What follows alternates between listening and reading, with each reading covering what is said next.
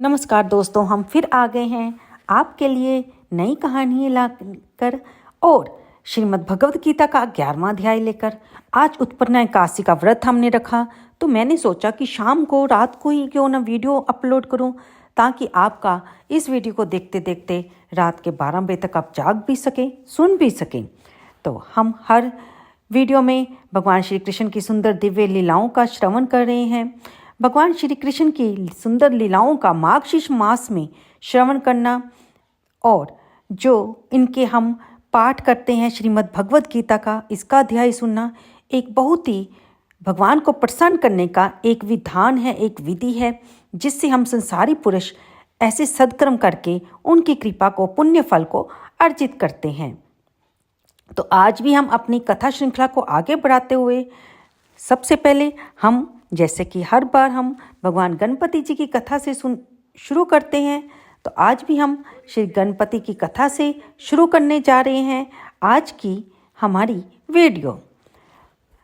आपने गणपति की कई कहानियाँ सुनी होंगी। कई बार ऐसा होता है कि हमारी वो कहानियाँ रिपीट हो जाती है। जब हम सुनाने लगते हैं तो हमें लगता है कि हम ये आपको सुना चुके हैं, लेकिन भगवान की कथाएं जितनी बार भी सुनी जाए उतना ही अच्छा है, उतना ही बढ़िया होता है। इसलिए आप ये मत सोचा कीजिए कि ये तो मैं सुन चुका हूँ। जी नहीं, जितनी बार हम उनका नाम सुनेंगे, उनकी कथाओं को सुनेंगे, उतना ही हमारा मंगल होगा। तो बोलिए गणेश जी भगवान की जय हो। पूर्व काल में पार्वती देवी को देवताओं ने अमृत से तैयार किया हुआ एक दिव्य मोदक दिया। मोदक को देखकर पार्वती के दोनों बालक कार्तिकेय और गणेश जी मांगने लगे। कार्तिकेय कहने लगे मोदक मुझे चाहिए, गणेश जी कहने लगे मोदक मुझे चाहिए। दोनों आधा आधा बांटने के लिए तैयार नहीं थे। अब भगवान शिव और माँ पार्वती के आगे विकट समस्या खड़ी हो गई। तब माता पार्वती ने मोदक के महत्व का वर्णन करते हुए गणेश और कार्तिक से कहा, तुम में से जो भी धर्माचरण के द्वारा श्रेष्ठता प्राप्त करके सर्वप्रथम हर तीर्थों का भ्रमण करके आएगा, उसी को मैं ये मोदक दूंगी। अब कार्तिकेय जी बहुत खुश हुए और जल्दी से मयूर पर सवार होकर मुहूर्त भर में ही सब तीर्थों का उन्होंने स्नान कर लिया। इधर गणेश जी का वाहन मूषक होने के कारण वे जल्दी जल्दी तीर्थों का स्नान करने में असमर्थ थे। काफ़ी देर सोच विचार करते हुए वे अपनी जगह पर खड़े रहे और फिर उठे और श्रद्धापूर्वक माता पिता की परिक्रमा करके पिताजी के सम्मुख खड़े हो गए। ये देखकर माता पार्वती ने कहा कि समस्त तीर्थों में किया हुआ स्नान, संपूर्ण देवताओं को किया हुआ नमस्कार, सब यज्ञों का अनुष्ठान तथा सब प्रकार के व्रत, मंत्र, योग और संयम का पालन, ये सभी साधन माता पिता के पूजन के 16वें अंश के बराबर भी नहीं हो सकते। इसलिए गणेश सैकड़ों पुत्रों और सैकड़ों गणों से भी बढ़कर है। अतः ये मोदक मैं गणेश जी को अर्पण करती हूँ। तो माता पिता की भक्ति के कारण ही प्रत्येक यज्ञ में गणेश भगवान जी को सबसे पहले याद किया जाता है। तो हर काम में उनका पूजन पहले किया जाता है, ताकि हमारा वो शुभ कार्य निर्विघ्न समाप्त हो और विघ्नहर्ता गणपति जी हमारे सारे विघ्न दूर करके हमारे कार्य को सफल करें। तो आगे हम चलते हैं कि आप जानते ही हैं कि आज उत्पन्ना एकादशी है। इस दिन माँ एकादशी का जन्म हुआ था। भगवान विष्णु के अंश से वे जन्मी थी, इसलिए इस एकादशी को उत्पन्ना एकादशी कहा जाता है। श्री हरि विष्णु भगवान और एकादशी माता का आशीर्वाद पाने के लिए आप उनकी कथा को भी अवश्य सुनें, जो कि हम इससे पहली वीडियो में अपलोड कर चुके हैं। अब हम सुनते हैं बांके बिहारी जी की कथा। मथुरा के निकट एक गाँव में एक छोटी सी लड़की रहा करती थी। वृंदावन पास होने के कारण वहाँ बहुत से लोग ठाकुर जी के दर्शन के लिए जाते थे। उस बच्ची के घर वाले भी हर साल ठाकुर जी के दर्शन करने जाते। वह लड़की अपने बाबा से कहती, बाबा मुझे भी ठाकुर जी के दर्शन करने हैं। तो उसके पिताजी कहते, बेटा ठाकुर जी के दर्शन के लिए तो मैं तुझे जरूर ले चलता, पर तुम बहुत छोटी और वहाँ पर बहुत भीड़ है, तुम इतनी दूर नहीं चल सकोगी। आगे खूब लंबी लंबी लाइनें लगी हैं, उसमें तुम्हारा खड़ना मुश्किल हो जाएगा। जब तुम बड़ी हो जाओगी तब मैं तुम्हें जरूर ले जाऊंगा। इसी कारण समय बीतता गया। किसी कारणवश एक साल उसके घर वालों का वृंदावन जाना नहीं हुआ और समय के साथ वह लड़की भी बड़ी हो गई थी। उसके मन में ठाकुर जी के प्रति बहुत ही प्रगाढ़ प्रेम था। उसका मन हमेशा ठाकुर जी के दर्शन के लिए ललायित रहता था। वह बहुत दुखी रहती थी कि सारे के सारे ठाकुर जी के दर्शन करके आते हैं, पर मैं तो आज तक जा नहीं सकी। क्या पता मेरे भाग्य में ठाकुर जी के दर्शन लिखे हैं या नहीं लिखे। गांव में उसकी बहुत सी सहेलियाँ थीं जो हर साल ठाकुर जी के दर्शन करके आती थी और उसके रूप का वर्णन उस लड़की के सामने करती तो उसकी ललक और भी ज़्यादा बढ़ जाती। समय के साथ वह बड़ी हो रही थी पर उसका वृंदावन जाना नहीं हुआ। करते करते वह विवाह योग्य हो गई। अब उसके बाबा को उसके विवाह की चिंता सताने लगी तो उन्होंने उसके लिए अच्छे रिश्ते की तलाश करनी शुरू कर दी। उसका रिश्ता भाग्य की बात वृंदावन में ही तय हो गया। आप इसे संयोग कहो या ठाकुर जी का आशीर्वाद। वह ये जानकर बहुत खुश हुई कि अब तो मैं ठाकुर जी के दर्शन कर सकूंगी। शुभ मुहूर्त देखकर उसका विवाह हो गया। वह अपने ससुराल पहुंच गई। रस्म निभाने के लिए जब वह वापस अपने घर आई तो 1-2 दिन बाद में जब उसका पति उसे लेकर जा रहा था तो जमुना नदी के तट पर खड़ा होकर कहने लगा, तुम यहाँ पर बैठो, मैं स्नान करके आता हूँ। वह लड़की वहाँ बैठ गई। अब उसका ध्यान ठाकुर जी की तरफ चला गया। सोचने लगी ठाकुर जी के दर्शन पता नहीं कब होंगे। उसने बड़ा सारा घूंघट निकाल रखा था क्योंकि वह उसका ससुराल था। वह घूंघट निकाल कर बैठी थी और मन ही मन कान्हा जी को विचार कर रही थी कि देखो ठाकुर जी की कितनी कृपा है मुझ पर। मैंने बचपन से ठाकुर जी के दर्शन करने चाहे और अब उनकी कृपा से मुझे ससुराल ही वृंदावन में मेरा ससुराल है। मेरा विवाह यहीं पर हो गया। मैं इतने सालों से ठाकुर जी को मनाती हूँ पर आज तक उनसे कोई रिश्ता नहीं जोड़ा कि वह मेरे क्या लगते हैं। वह सोचते सोचते और सोचती तो कि ठाकुर जी की उम्र क्या हो सकती है। मेरे हिसाब से 17 वर्ष के होंगे। मेरे पति तो 20-21 वर्ष के हैं तो वह उनसे बहुत छोटे हैं। इसलिए पति के छोटे भाई मेरे तो देवर लगे। तो भाई ठाकुर जी से आज मैं देवर का रिश्ता बनाऊंगी। वह इस तरह सोचकर बड़ी प्रसन्न हो रही थी। मन ही मन कह रही थी कि ठाकुर जी आज से मैं आपकी भाभी और आप मेरे देवर। समय का पता ही नहीं चला। वह ऐसा सोचती रही पर वह समय पता नहीं कब आएगा जब आप मुझे भाभी भाभी कहकर पुकारोगे। और वह सोच रही थी तभी एक किशोरावस्था सा सांवला सा लड़का उसी तरफ आ रहा था। पास आकर कहने लगा, भाभी भाभी। तो वह अपने भाव से निकली। सोचने लगी, मैं तो वृंदावन में नहीं हूँ, मुझे कोई नहीं जानता। ये भाभी भाभी कहकर कौन पुकार रहा है। पर उसने घूंघट नहीं उठाया। वह बालक खड़ा खड़ा बार बार कहता रहा, भाभी भाभी, पर उसने कोई जवाब नहीं दिया। फिर वह धीरे से उसके पास आया। कहने लगा, भाभी अपना चेहरा तो दिखा दो। वह लड़की सोचने लगी कि ये बालक तो बहुत जिद कर रहा है। उसने अपने घूंघट को और कसकर पकड़ लिया कि कहीं इसने घूंघट उठा लिया तो आस पड़ोस में किसी ने देख लिया और मेरी ससुराल में जाकर बता दिया तो क्या होगा। वह लड़का कहने लगा, भाभी आपने घूंघट क्यों निकाल रखा है, मैं तो आपका देवर हूँ। उस लड़की ने एक नज़र उसे देखा और कहा, नहीं हम आपको नहीं जानते। तब वह लड़का कहने लगा, भाभी आप शायद नहीं जानती, आप इस गांव के नहीं हो ना, वहीं पर हमारा घर है। अपना नाम बताओ, अपना चेहरा भी दिखाओ। वह लड़की चुपचाप बैठी रही। तो कान्हा के रूप में आया वह लड़का। कहने लगा, भाभी आप तो नाराज हो रही हैं, हम तो आपके प्यारे देवर हैं, इतनी दूर से मिलने के लिए आपके साथ आए हैं और आप हमें बात ही नहीं कर रही, अपना चेहरा भी नहीं दिखा रही।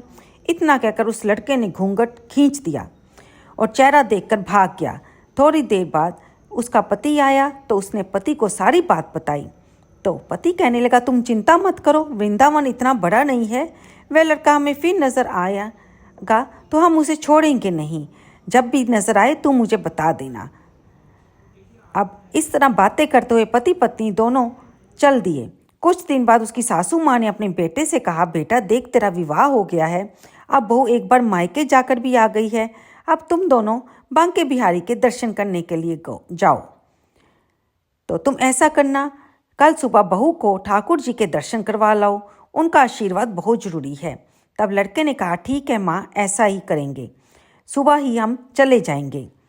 अगले दिन पति पत्नी सुबह ठाकुर जी के दर्शन करने के लिए मंदिर में गए तो वहां जाकर उन्होंने देखा कि मंदिर में तो बहुत भीड़ थी। उसका पति कहने लगा कि देखो तुम स्त्रियों के साथ आगे जाओ और बांके बिहारी के दर्शन कर लो, मैं अभी आता हूँ। वे अपने पति के कहे अनुसार महिलाओं के साथ आगे चलेगी पर घूंघट उसने फिर भी ना उठाया। घूंघट निकाले खड़ी रही। बहुत देर बाद उसका पति आया और कहने लगा, अरे बावरी, ठाकुर जी के सामने घूंघट क्यों निकाल रखा है? अगर घूंघट नहीं हटाओगी तो प्रभु जी के दर्शन कैसे करोगी? अपने पति के कहते ही उसने अपना घूंघट उठाया और ठाकुर जी की तरफ देखा तो ठाकुर जी की जगह उसे वही बालक मुस्कुराता हुआ दिखाई दिया। वह चिल्लाने लगी, सुनिए, देखिए, ये तो वही लड़का है जो मुझे यमुना तट पर मिला था। तो उसका पति देखकर कहने लगा, क्या हुआ? वह बोली, देखो, जो मुझे भाभी भाभी कहकर भागा था ना और मेरा घूंघट हटा दिया था, यह लड़का मुझे मिल गया है। ये देखो, सामने खड़ा है। पति ने कहा, मुझे तो दिखाई नहीं दे रहा, कहाँ खड़ा है? फिर से बताओ। तो उसने ठाकुर जी की तरफ इशारा करके कहा, ये रहा आपके सामने। अब तो पति हैरान हो गए, अपनी पत्नी से कहने लगे, तुम तो धन्य हो। आज मैं जान गया कि वास्तव में तुम्हारे हृदय में सच्चा भाव है ठाकुर जी के प्रति, तभी तो वह तुम्हें दर्शन दे गए। और हम इतने सालों से वृंदावन में रह रहे हैं, हमें आज तक ठाकुर जी के दर्शन नहीं हुए। तुम्हारा भाव बहुत ऊंचा है, तभी ठाकुर जी ने तुम्हें दर्शन दिए हैं। तब उसने कहा कि हाँ, मैंने ठाकुर जी के मन से देवर का रिश्ता जोड़ा था, तभी मेरे वह देवर बनकर आए और मुझे भाभी भाभी पुकारने लगे। अब उसका पति कहने लगा, आज मैं मान गया हूँ कि कान्हा जी से दिल से जो भी कोई रिश्ता जोड़ लेता है वे उसे निभाने के लिए अवश्य आते हैं। इस तरह दोनों खुश होकर प्रसन्न चित्त से कान्हा जी का आशीर्वाद पाकर घर आ गए और फिर सारी बात अपनी माँ को बताई। माँ भी बहुत खुश हुई और बहू को गले लगाकर कहने लगी कि बेटा, तेरे जैसी बहू पाकर मैं धन्य हो गई। बोलिए कृष्ण कन्हैया लाल की जय हो। अब हम सुनेंगे श्रीमद् भगवद गीता का 11वां अध्याय, उत्पन्ना एकादशी और श्रीमद् भगवद गीता का अध्याय। क्या विचित्र संयोग है यारों, हमारे चैनल पर हम आज दोनों, एक तरफ हमने उत्पन्ना एकादशी की कथा सुनी, मंदिर में दीप जगाया, तुलसी पर दीप जगाया, आंवले पर दीप जलाया, आकाश में दीप दान किया, दहलीज पर दीपक जलाया, मंदिर घर के पास वाले मंदिर में जाकर भी हमने दीपक जलाया। और उसके साथ ही अब पढ़ने जा रहे हैं हम श्रीमद् भगवद गीता का 11वां अध्याय। हे अर्जुन, संसार में मैं हूँ एक सम्राट, तुमको दृष्टि दिव्य है, देखो रूप विराट। सूर्य चंद्र 2 नेत्र हैं, सिर मेरा आकाश, ब्रह्मादिक मुझ में सभी करते वेद प्रकाश। सब जोधा मारे हुए मेरे मुख के माही, देना चाहूँ जश तुझे तुम मत करियो नाही। हाथ जोड़ अर्जुन कहे, प्रथम रूप लो धार, प्रभु ने अद्भुत रूप को दीना तुरंत विसार। तो 11वां अध्याय प्रारभ्य थे। अर्जुन ने कहा, हे भगवान, मुझ पर कृपा करके अत्यंत गुप्त अध्यात्म विषयक वचन जो आपने कहे उनसे मेरा मोह दूर हो गया है। हे कमल नेत्र, मैंने जीवों की उत्पत्ति और नाश का कारण और आपका अक्षय महात्म्य आपके मुखारविंद से विस्तार पूर्वक सुना। हे पुरुषोत्तम, आपने जैसा अपना वर्णन किया वह आपका रूप देखने की मेरी इच्छा है। हे जोगेश्वर, हे मधुसूदन, आप यदि उसे मुझे देखने योग्य समझें तो मुझे अपना वह अवयव रूप दिखाइए। श्री भगवान ने कहा, हे पार्थ, नाना प्रकार के दिव्य रूपों को देख। हे भारत, तुम वसु, रुद्र, अश्विनी कुमार, मरुदगण और पहले कभी भी ना देखे हों ऐसे आश्चर्यजनक रूपों को देखो। हे गुड्डाकेश, चराचर सहित ये जगत देखो तथा जो कुछ देखना चाहो जहाँ मेरी देह में देख लो, परंतु इन नेत्रों से तुम मुझे नहीं देख सकोगे, इसलिए मैं तुमको दिव्य नेत्र देता हूँ, उनसे मेरा दिव्य रूप देखो।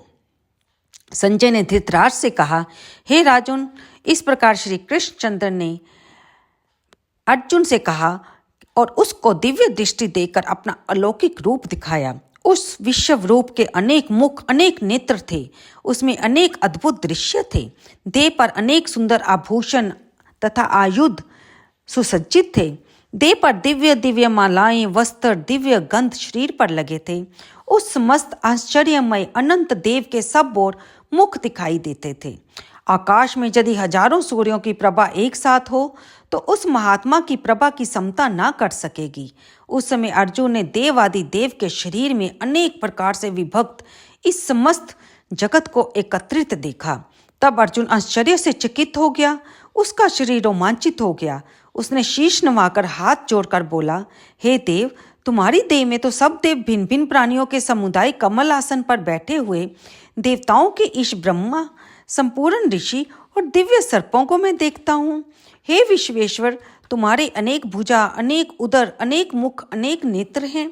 तुम्हारा रूप अनंत है, तुम्हारे अंत तथा आदि को नहीं देखता। किंतु समस्त विश्व में तुम्हारा रूप देखता हूँ।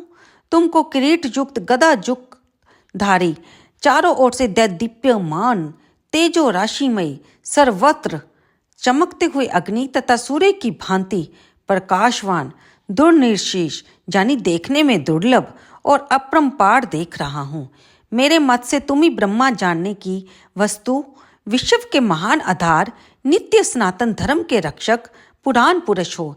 मैं आपको आदि मध्य तथा अंत से रहित अनंत शक्ति, अनंत भुज, चंद्र, सूर्य नेत्र, जिसके कांतिमान अग्नि के सुदृश मुख वाला आपके तेज से इस संपूर्ण संसार को तपते हुए देख रहा हूँ। हे महात्मन, पृथ्वी और आकाश के मध्य की वे अनंत और संपूर्ण दिशाएं आपसे ही व्याप्त हो रही हैं। आपका ये अद्भुत और उग्र रूप देखकर तीनों लोग व्यथित हो रहे हैं। ये देवी देवताओं के समूह तुम्हारी शरण में आ रहे हैं। उनमें कितने ही भयभीत होकर हाथ जोड़कर आपकी प्रार्थना कर रहे हैं। महिषियों और सिद्धों का समूह स्वस्ति कहकर नाना प्रकार से आपकी प्रशंसा कर रहा है। रुद्र, आदित्य, वसु, साध्य, विश्वदेव, अश्वनी, मारुत, पिता, गंधर्व, यक्ष, असुर, सिद्ध, इनके संग विस्मित होकर आपकी ओर टकटकी लगाकर देख रहे हैं। हे महाबाहु, अनेक नेत्र, अनेक बाहु, अनेक जांघ, अनेक पेट, कराल, दंत युक्त आपका ये विशाल रूप देख सब अत्यंत भयभीत हो रहे हैं और मैं भी घबरा रहा हूँ।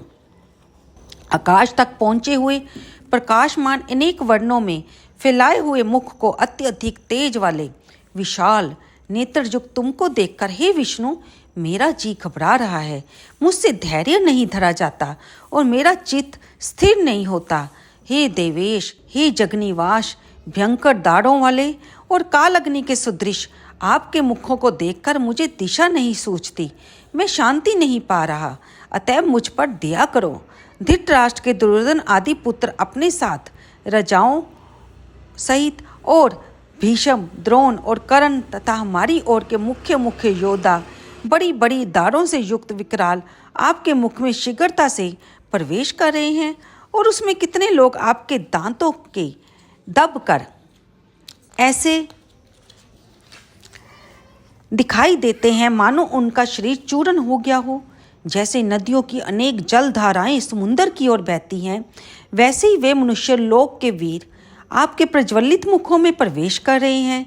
अग्नि में पतंगे जैसे गिरते हैं, सब लोग अपने नाश के लिए आपके मुख में बड़ी तेजी से प्रवेश कर रहे हैं। हे विष्णु, जलते हुए मुखों से चारों ओर से सब वीरों को निकलकर आपकी जीभ आप चाट रहे हैं। आपकी तीक्ष्ण प्रभाएं समस्त संसार को तेज से व्याप्त कर तृप्त कर रही हैं। ये भयानक रूपधारी आप कौन हैं, ये मुझसे कहो। हे देववर, आपको नमस्कार है। मुझ पर प्रसन्न हो। हे जगतहर्ता, जो कि परिहास से विहार, सोने, बैठने और भोजन के समय अकेले अथवा मित्रों के मध्य तुम्हारा अपमान किया है, तुम इस स्थावर जंगम रूप लोक के पिता, पूज्य और महान गुरु हो। त्रिलोकी में भी तुम्हारे समान कोई नहीं है। तुमसे अधिक अतुल प्रभाव कहाँ से होगा। इसलिए हे ईश, तुमको सिर झुकाकर प्रणाम करके यही प्रार्थना करता हूँ कि मुझ पर दया कीजिए। हे देव, जैसे पिता पुत्र के मित्र और मित्र के और मित्र प्रिय के अपराध को क्षमा करता है, वैसे ही तुम मेरे अपराध को क्षमा करो। हे देव, मैंने पहले कभी ऐसा नहीं देखा कि ऐसा आपका रूप रोमांचित है और भय से मेरा मन व्याकुल भी है। इसलिए वही पहला वाला रूप मुझे दिखाइए। हे देवेश, आप प्रसन्न होकर जाइए। हे शशभाऊ, हे दिव्य मूर्ति, मैं फिर आपको वही किरीट, गदा और हाथ में चक्र धारण किए हुए देखना चाहता हूँ। श्री कृष्ण भगवान ने कहा, अर्जुन, मैंने प्रसन्न होकर ये तेजोमयी अनंत आद्य और विश्व रूप अपने योग के प्रभाव से तुमको दिखलाया है, जिसको तुम्हारे अतिरिक्त इससे पहले किसी ने नहीं देखा था। जो कि परिहास से विहार, सोने, बैठने और भोजन के समय अकेले अथवा मित्रों के मध्य तुम्हारा अपमान किया है, तुम इस स्थावर जंगम रूप लोक के पिता, पूज्य और महान गुरु हो। त्रिलोकी में भी तुम्हारे समान कोई नहीं है।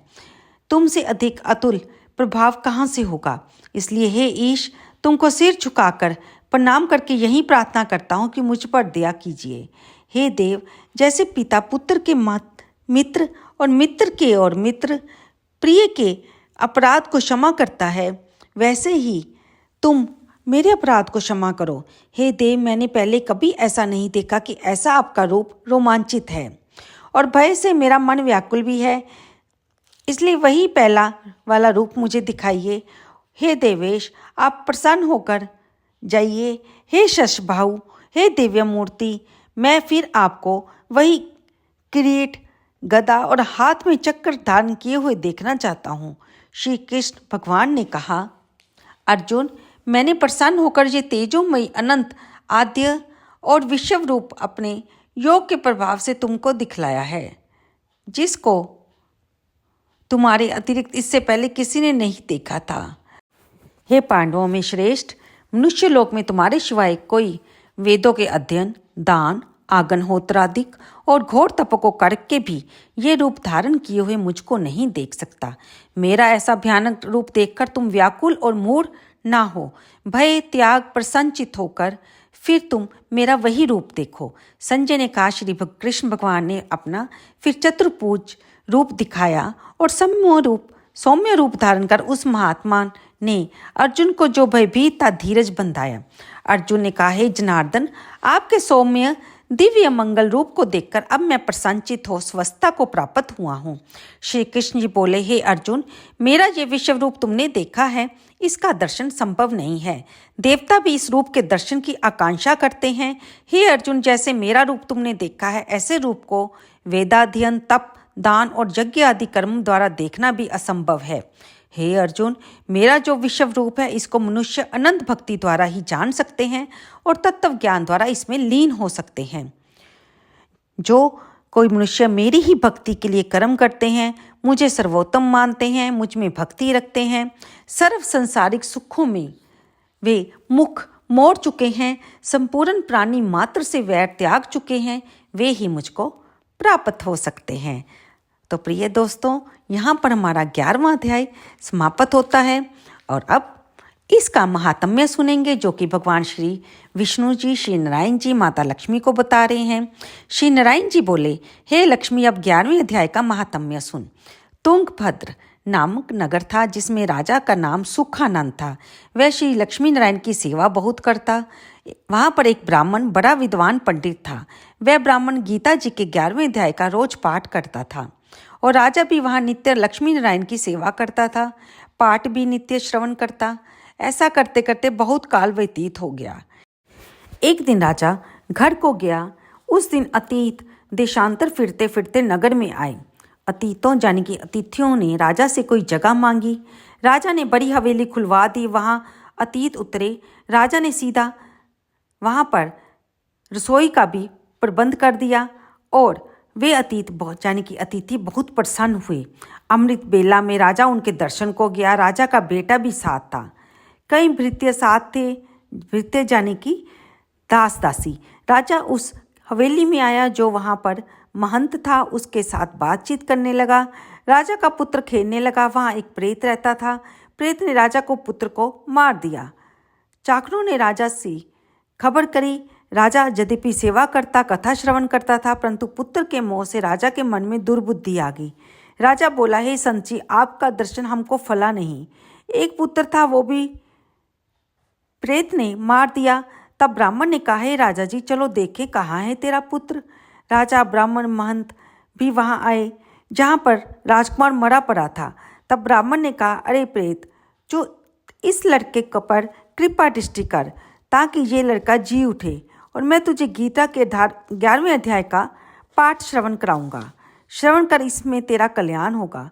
विप्र ने गीता के 11वें अध्याय का पाठ किया और प्रेत पर जल छिड़का। तत्काल प्रेत की जोनी से छूटकर उसने देवदेही पाई। राजा का पुत्र उठकर स्वस्थ हो गया। प्रेत श्याम सुंदर चतुर्भुज रूप होकर खड़ा हुआ और स्वर्ग से विमान आए, वह उसमें चला गया। तो बोलिए श्री कृष्ण भगवान की जय। ये आपने सुना श्रीमद् भगवत गीता का 11वां अध्याय और फिर उसका महात्म्य। तो दोस्तों, ये कहानी सुनते सुनते, अध्याय सुनते सुनते अब हम पहुंच चुके हैं अंत में लप्सी और तप्सी की कहानी पर, जिसके बिना हम नहीं चाहेंगे कि हमारा आज का जो उत्पन्न एकादशी व्रत का, जिसको हमने वैतरणी व्रत भी कह दिया कि अगर हम वैतरणी व्रत करते हैं तो दोनों फलाहार व्रत रखते हुए, वैतरणी व्रत में ये होता है कि हम गौशाला में जाकर काली रंग की गाय का पूजन करते हैं, यानी कि श्याम रंग की गाय का पूजन करना होता है। उसको आप यथाशक्ति पूजन करिए। जो ब्राह्मण आपकी गौ पूजा करवा रहा है उसको यथाशक्ति दान दीजिए। तो यहाँ पर हमारा ये वैतरणी व्रत और उत्पन्ना एकादशी का व्रत भी कथा सुनते सुनते, अध्याय सुनते सुनते धीरे धीरे समाप्ति की ओर जा रहा है। पारण तो हम कल सुबह 1 बजे के बाद ही करेंगे। 27 नवंबर को दिन बुधवार को 1 बजे के बाद ही आप कुछ खा सकते हैं उसके, क्योंकि जो हमारा हरिवासर का समय है वो 10:30 बजे तक रहेगा और उसके कुछ अवधि तक पारण करना शुभ नहीं माना जाता। अब हम लप्सी और तप्सी की कहानी सुनेंगे। एक लप्सी था, एक तप्सी था। लप्सी रोज 1.25 सेर आटे की लापसी बनाता, भगवान को भोग लगाता और फिर बाद में खुद भी भोजन करता। तप्सी भगवान की पूजा में, तपस्या में लीन रहता था, भजन कीर्तन करता। दोनों भाई का यही सिलसिला चलता। एक दिन दोनों में लड़ाई हो गई। तप्सी कहता मैं बड़ा भगत हूँ, लप्सी कहता मैं बड़ा भक्त हूँ। उधर से नारद ऋषि जी गुजर रहे थे, तब उन्होंने दोनों भक्तों को लड़ते देखा तो उनके पास गए। तब दोनों भक्तों ने नारद जी को सारी बात बताई। तब नारद जी ने कहा कि मैं इस बात का फैसला कल करूँगा। अब अगले दिन नारद जी ने दोनों के रास्ते में, जहाँ से वे मंदिर जाते थे, 1.25 करोड़ सोने की बेशकीमती अंगूठी गिरा दी। जब तप्सी जाने लगा तो उसके पैर के नीचे कुछ चुभा, तो उसने देखा वह अंगूठी है। उसने इधर देखा उधर देखा, अंगूठी उठाकर जहाँ पर तपस्या करने के लिए उसने आसन बिछाया था, अपने पैर के नीचे अंगूठी दबाकर रख ली।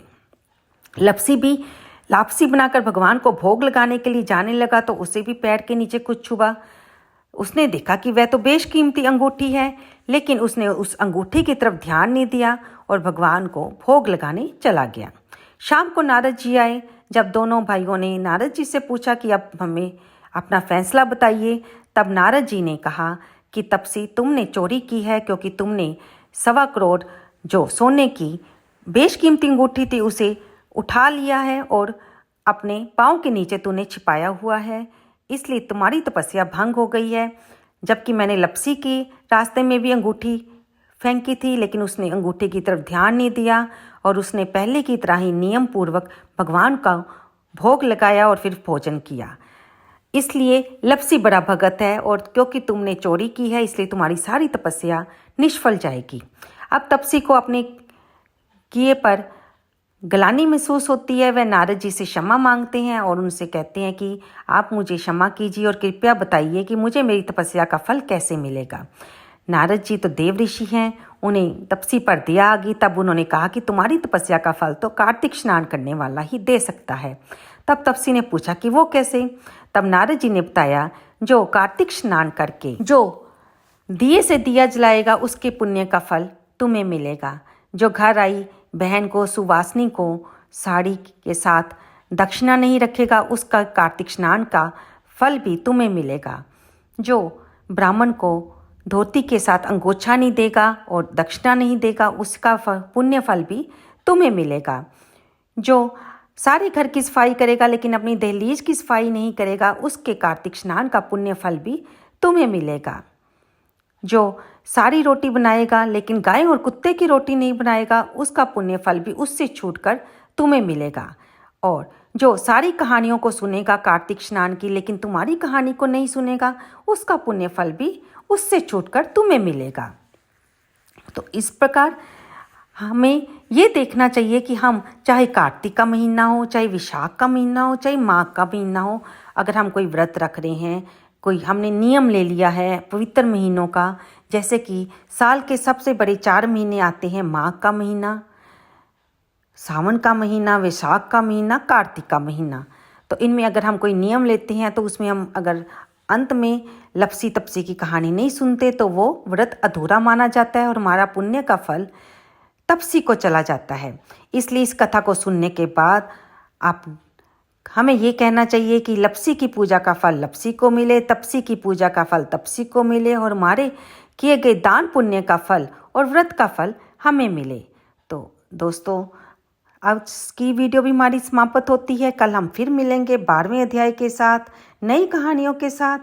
तो आज की वीडियो आपको कैसी लगी, कृपया से लाइक करें, शेयर करें और कमेंट बॉक्स में जय श्री विष्णु लिखना बिल्कुल ना भूलें। चलते हैं दोस्तों, इस वीडियो को आपके लाइक करने पर हमारा मनोबल भी बढ़ता है, इसलिए आप वीडियो तो सुनते हैं लेकिन लाइक करना भूल जाते हैं। तो लाइक करना ना भूलें और कमेंट करना तो अवश्य याद रखें। चलते हैं दोस्तों, धन्यवाद।